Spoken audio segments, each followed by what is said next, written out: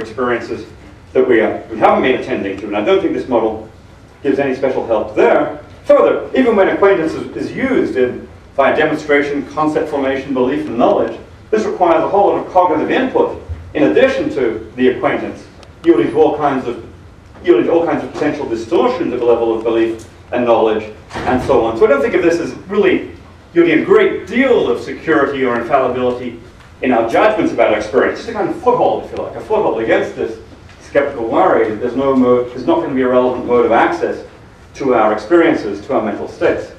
Okay, so in conclusion then, well, one interesting concluding question is, what of the self? Now I've talked about the experience of the self, the phenomenology of the self, the epistemology of the self. What about the metaphysics of the self?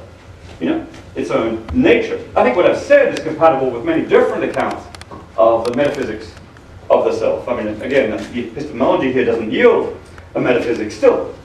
My own view here is that about the self is that we ourselves are essentially subjects of conscious states. That's what we are. You know, a being that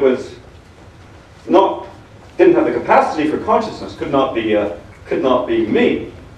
If so, then one thought is that here this model of knowledge of consciousness also serves as knowledge of our essential, or at least part of our essential nature. Maybe I shouldn't take the point too far. I don't want to say that every experience I'm having at every moment is part of my essential nature. I could have shut my eyes and had different experiences. I could have shut my eyes and have had different experiences. Still, what this model gives us access to is going to be knowledge of the essential nature of ourselves. Perhaps more interestingly, I'm inclined to say that, and this really takes a lot of further work, but I'm inclined to say that conscious states play a very central role in our lives. They ground the meaning in our lives, that sense of whatever sort of intrinsic meaning there is in our lives. I'm inclined to say comes from consciousness. There's a sense in which a world of zombies would have lives lacking in meaning. I think conscious states ground the moral worth of ourselves as subjects. Insofar as we're entities to be morally respected, a very large part of that, perhaps all of it,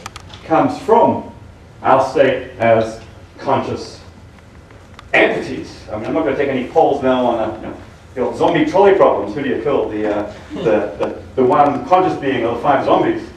But I think there is a very strong intuition that consciousness plays a very central role in moral worth. If that's right, I think this does tie in very closely to our nature as conscious beings. The knowledge of consciousness, as outlined here and as we've discussed throughout this conference, is going to be central to grounding the knowledge of the meaning and the sources of meaning in our lives. I think that's a reason to take the sort of questions we've been discussing here at this conference very seriously. I've certainly been educated a lot in thinking about these topics over the last couple of days, and I hope you have too. So thanks very much.